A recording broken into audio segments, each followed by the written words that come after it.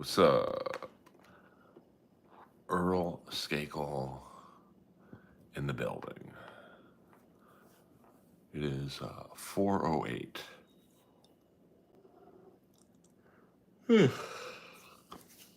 and I can't sleep. I just got back from the Comedy Store, and it was a good night. So I thought I would check in with my brethren, for the creepy crawlers, the nighttime freaks, the morning freaks, and see if anyone's out there. Apparently nobody is out there. So this might be a short stream, but a stream nonetheless. So I hope everyone had a good Saturday night. And what up, David? I hope you are doing well.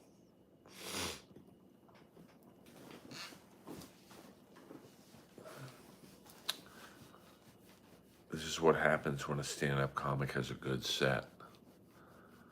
They can't go to sleep.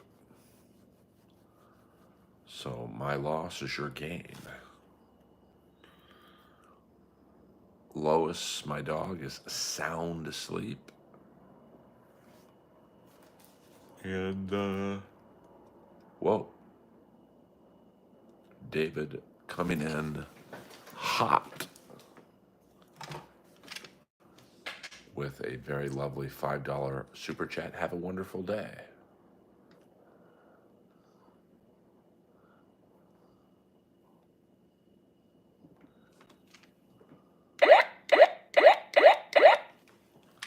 You have a better one.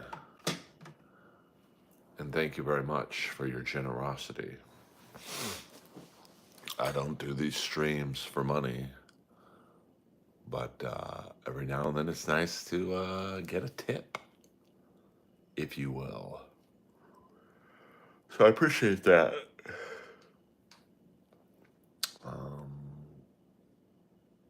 What up, YT Rampage? What up, Arshia? I'm in Los Angeles, California. For those of you wondering, why is this guy yawning?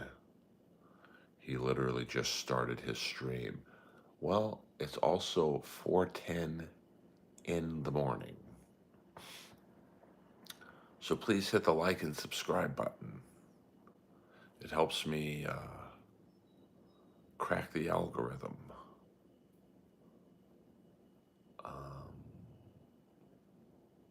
And, there's many ways to support. Well, that's not very nice to say, Tim. I'm actually the furthest thing from a creek. Basically, he has money, don't need it, and he thought that was weird. I never gave the impression that I don't need money. 100%. I see we have some trolls early on in the stream. That's okay. I don't know what would give you the impression that I don't need money. And Tim, in terms of your impression that I'm a creep, I've said nothing perverted. I've said nothing inappropriate. I realize that my voice is deep, but I'm not sure your facial expressions tell it all. They really don't. But you keep watching, I guess. And here's the great thing about YouTube. If you don't like me, watch someone else's stream. I don't give a fuck. I'm in a good mood. I got to perform at the #1 comedy club on earth for 45 minutes. Nothing you guys can say in this stream can hurt my feelings. Let's all have a good time. It's 4:13 in the morning, baby. Well, thank you, David. I don't know if I have perfect teeth, but I certainly have spent some money making sure they stay as healthy as they can. Um, so now, if you want to talk about money, I made a nice amount tonight. What up, waiver? And all I ask for return, I don't want your money. You want to tip me because you think I'm funny or whatever? I'll take it. But hit the like and subscribe button. Come back and troll me. Let's have some fun. I'm a comedy soldier, and I do this for the fans. Yes, it's 7:13 for my New York people. Well, how do you know I have money? I mean, I'm not poor, but and I'll be the judge on if I need money or not. Can you show off my jewelry? Yeah, it's nothing too bad here. Just a couple pearls. Now here's the piece de resistance. A Breitling, baby. $2 waiver. LOL. Fuck yeah.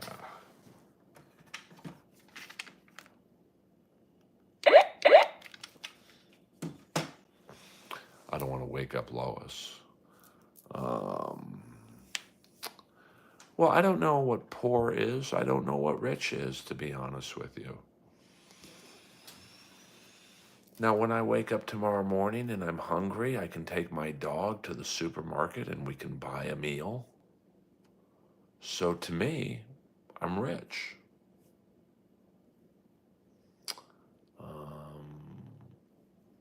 But I'm rich because I can have everything I want. But I don't want a lot. But also Joe Rogan is rich. Joe Rogan makes 100 million plus a year. I don't make that. So, rich is all relative. To a homeless person, I'm rich. To me, Joe Rogan is rich. To Joe Rogan, Warren Buffett is rich. To Warren Buffett, Elon Musk is rich. Now, I don't know who's rich to Elon Musk, probably nobody, but, Daddy Man is awake. Daddy Man is tired. But I was in a good mood after a good set at the Comedy Store, so I thought, hey, fuck it, I'll go live for a few minutes. Yes, R.I.P. Sabu. I mean, I think he was about the same age as Piper, so, those guys put their body through the fucking wars for idiots like me to watch pro wrestling. I'm watching I just bought the pay-per-view. It's going to be on, I don't know, about 12 hours. So, yeah, but I mean, see, to me, waiver, you're rich. You bought a car you wanted. You either paid it off in full or you're making payments on it. So you're rich to me. Even though he no-showed his own show. Yeah, well, he was probably not mentally there. Yes, late night Skakel dog. I mean, it's really early morning. It is 4:17. But I appreciate you guys coming in. What's your new podcast? I don't really have a new podcast. I mean, I still do Inappropriate Earl from time to time. I only do it when I find a guest that I want to really talk to, and there's very few guests I want to talk to right now. Like I do.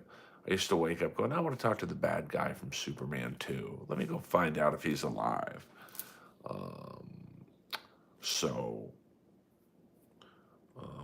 But I just don't. A lot of people I want to interview are older, so they're not very good with technology. So, but Inappropriate Earl is not retired. It's just you know, I don't make any money at it, and it is kind of a lot of work. So, Earl, you related to an attorney, George Skakel. I mean, I do have a first cousin named George Skakel. I don't know if it's, there's a few more Skakel families out there that I'm not related to, but I do have a first cousin named George Skakel. So, um,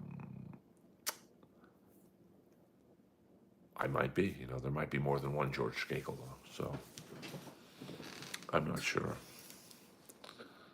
But, this will be a quick stream. I'm not going to lie to you, I'm very tired.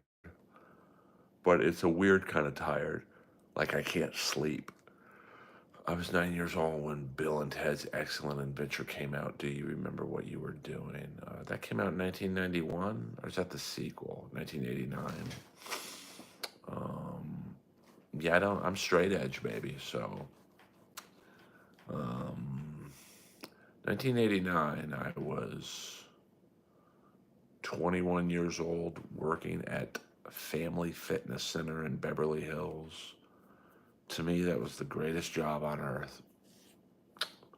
And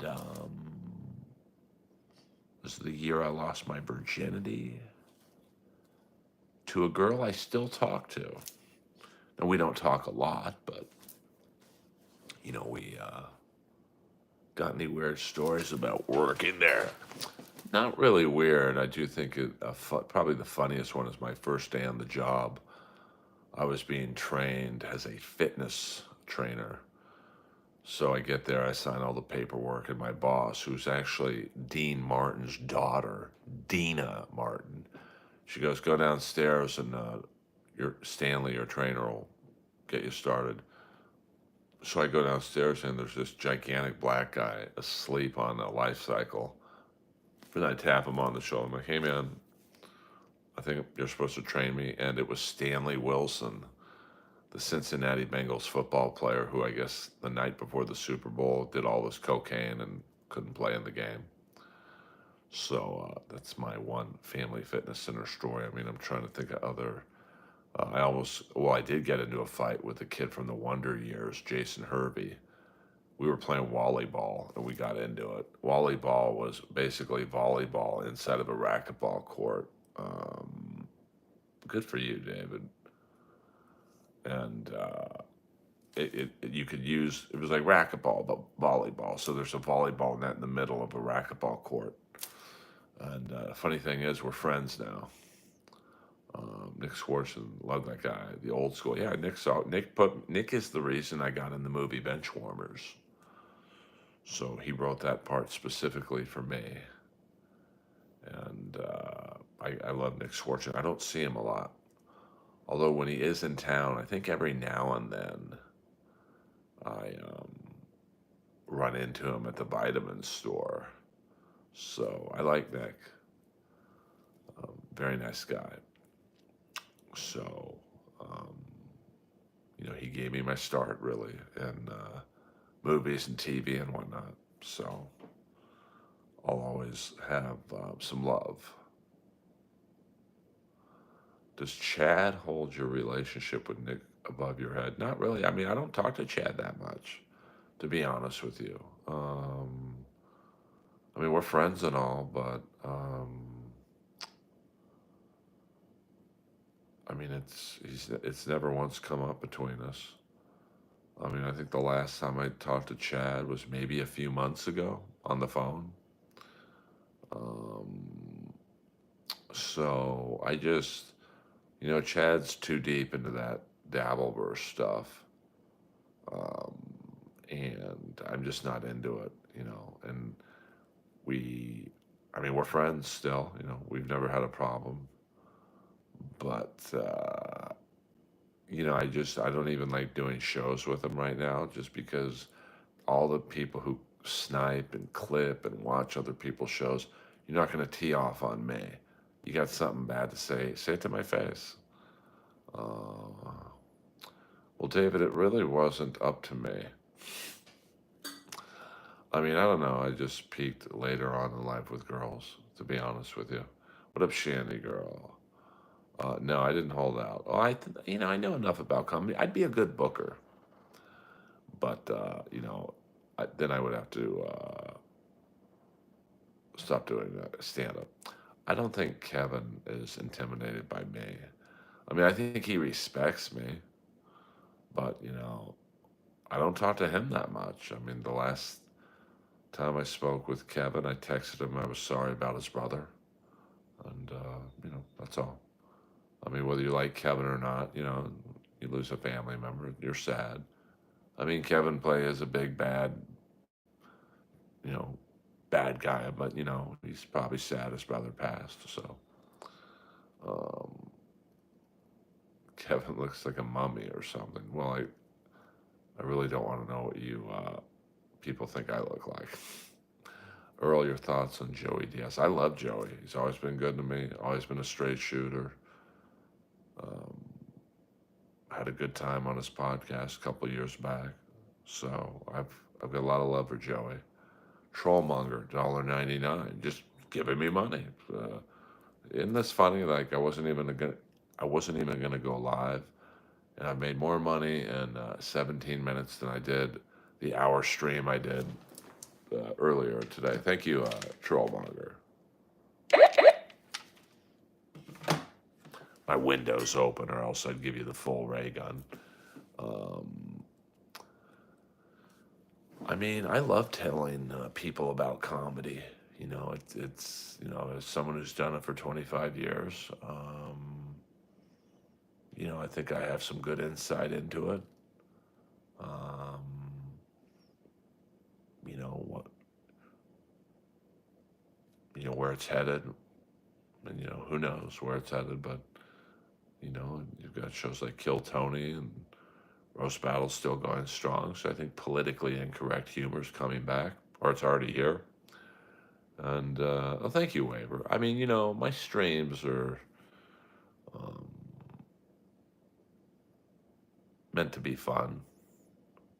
I don't really talk poorly about other people on here. I do that to their face. Uh, I mean, I do have a square jaw. I definitely have a square jaw, and my head's pretty. I have a big forehead.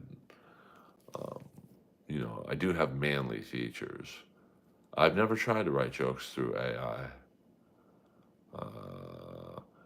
You're honest though on the late Rodney Dangerfield. Yes, boing. I can't argue with a boing. Never gets old to say boing. Sorry, I'm talking a little soft, but I left my window open because I think Lois farted. I used to play golf with Don Rickles' kid, Larry Rickles, the great Larry Rickles, who sadly passed away before his dad. We used to play golf up at Bel Air Country Club. One of the greatest things I've ever seen was we were on the first hole at Bel Air, and though the first hole um, was a par five back then, I'm not sure they've switched it up. And Larry was not having a good start. He maybe got to the front sand trap of the green in about 12 to 13 shots, and then he holed his bunker shot for a 14. One of the great athletic endeavors I've ever witnessed live. Do you think Don ever got punched in the face? I mean, I'm sure he was threatened. Did Rodney write any of his own material? I think he wrote all of it. I did meet Don Rickles once at Book Soup for a book signing. Me, Joe Bartnick, and the Colonel, Kirk Pappas. We went there to meet him. And we were like, roast us, Don. And he was like older at the time. He's like, why do I want to roast you guys? You guys seem nice. I'm like, oh.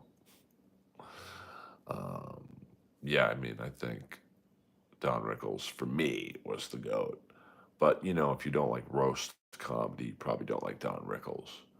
It just goes to show you that, comedy is subjective. If you don't like bitter, like sarcasm, you don't like Kevin Brennan. I think Kevin's so funny. Um, so yeah, Stephen Wright's great. I mean, but if you don't like dry and sarcastic, you probably think Stephen Wright sucks.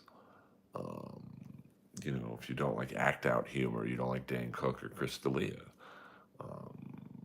If you don't like bro humor, you don't like Joe Rogan or Hinchcliffe, and go on and on. So that's why I never say no one's not funny. You know, so I love dry and sarcastic humor. I mean, my dad was very funny at it. My mom was unintentionally funny. Is it wrong? Well, yeah, she is a woman, so no matter if you don't think she's funny or whatever, you can't really hit a woman. Um, oh, thank you, waiver. I mean, listen, I'm not for everyone. So that's why when people come in the stream and say you're not funny or whatever, I was like, hey, go. Listen, there's 10,000 streams on YouTube right now. You don't have to listen to me. Yeah, I'm very deadpan. So it's just my dad. I got my humor from my dad and a little bit from my mom. Um, Humorous or funny, which goes further. I mean, that's I don't. I mean, at the end of the day, I mean, they're one and the same, really. A joke has to be funny, but to me, humorous and funny mean the same thing. If a monkey ate Schumer's face, would that be funny? I mean, it depends on the context. I mean, if I was at the zoo with Amy Schumer and all of a sudden a monkey attacked her, probably not funny. But if she was teasing the monkey by putting a banana in front of his face and then taking it back, and finally the monkey said, fuck it, that'd be funny. To me, anyway. I met Amy Schumer once. It was the first roast battle show we went to New York for, and I don't know why she was there. I'm sure Jeff just had her come and sit in the booth, and she did not like roast battle. Um, well, writing or being on stage. I mean, I sometimes I write on stage. I wrote a new tag to a joke. What was the? It's my Jared from Subway. I tried a different line I'd never used before, so I like to write on stage. Well, I mean, I don't think the tiger eating Roy's face was funny, but it kind of is funny from the standpoint of they fucking tease these tigers. Tigers aren't meant to be in a Vegas fucking road act. And that's what happens when you fuck with a tiger. The tiger fucks back. Um, you ever bring notes on? I never bring notes on stage, ever. Uh, I would agree with Dana White, you know. I mean, if you think about it, you can be in a band if you're in a shitty band. You're the singer, you can turn around and blame the drummer. Well, tonight on stage at the Comedy Store, the only thing I could turn around and blame is the curtain. Yeah, don't fuck with tigers. I mean, it's really not surprising that happened. True motherfucking that, Earl Dog. Fuck yeah. Um, so it's just, I mean, so I see what you're saying. I mean, it is funny that these two incredibly gay guys are like mind fucking tigers, and finally the tiger had enough. Fuck you, you homo. I'm just kidding. I know Zach Starkey. I mean, who knows what's going on with the Who? I mean, Townsend and Daltrey are probably fucking senile, but I might go see them in Vegas because Billy Idol's opening act. Um, I mean, very few times does the audience suck, but like tonight, for example, I had a 12:15 spot, and the comedy show was running an hour behind. So I literally went on stage at 1:15 in the morning.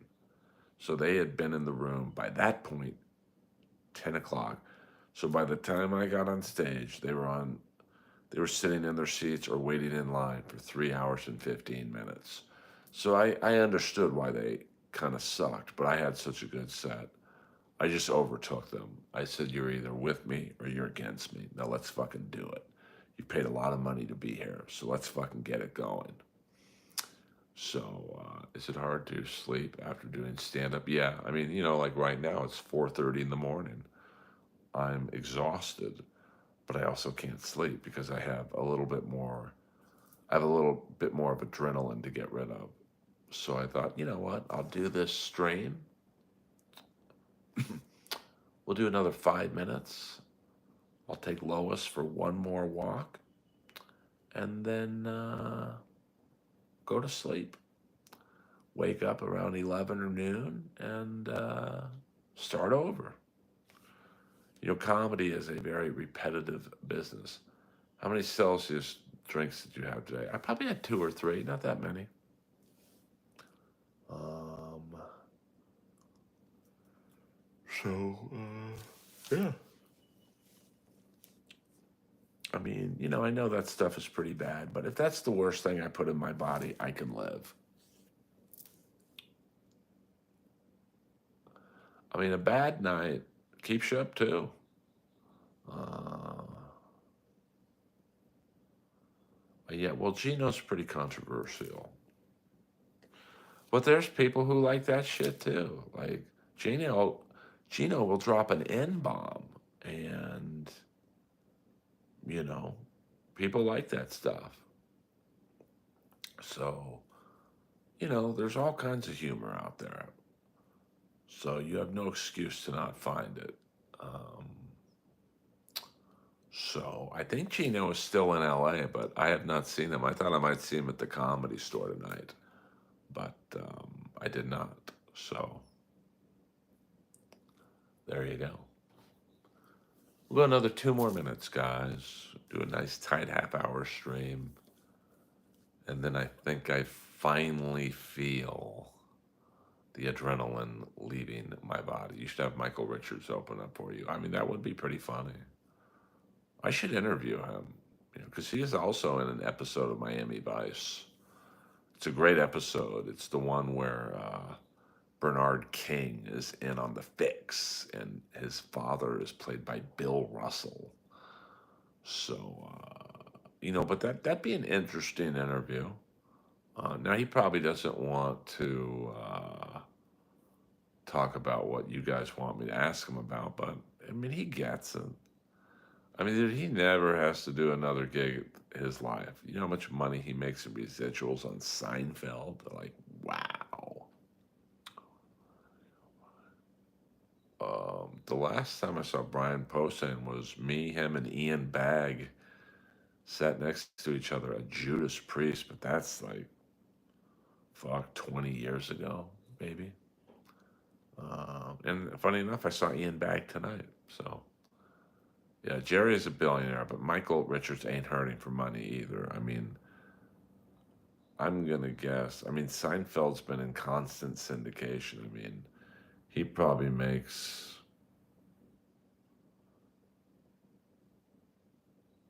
I mean, it's really hard to, couple $100,000 a year just on Seinfeld, not even counting his other movies and like a Miami Vice. Not that the episode of Miami Vice is paying him a ton, but you know, um, Ian Bagg is awesome. He's one of my favorite comics.